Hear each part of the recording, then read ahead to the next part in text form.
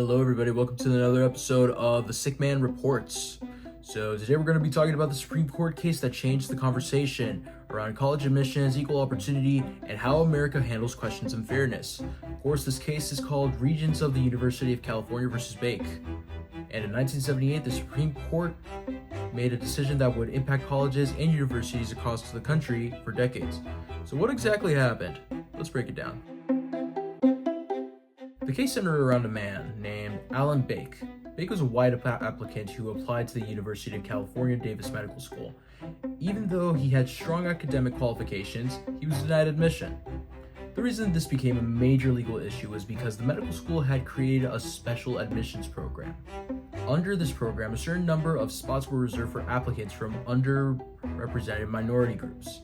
The university agreed that this program was created to increase diversity in medical education and to help address the effects of historical discrimination that had limited opportunities for certain groups. However, Bake argued that the policy was unfair because he believed he was being denied admission because of his race. He claimed that the university's admissions system violated his right to equal treatment under the law. This brought the case all the way to the Supreme Court. The main constitutional question in this case involved the 14th Amendment, specifically the Equal Protection Clause. The Equal Protection Clause says that the government must treat individuals equally under the law. The court had to decide whether using race as part of the admissions decision violated that protection. On one side, Bake argued that admissions should be based on individual achievement and qualifications, not race.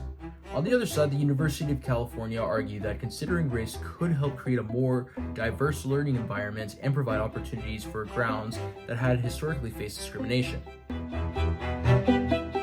So what did the Supreme Court decide? The court's decision was complicated because it did not completely side with either argument. The justices ruled that the university's specific quota system was unconstitutional. In other words, colleges could not reserve a fixed number of seats specifically based on race. Now, however, the court also said that the race could still be considered as one factor among many admissions decisions.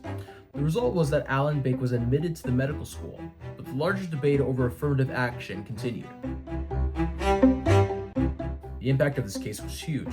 After the ruling, colleges and universities around the country had to rethink their admission policies. The case became one of the most important Supreme Court decisions involving affirmative action, diversity, and equal protection.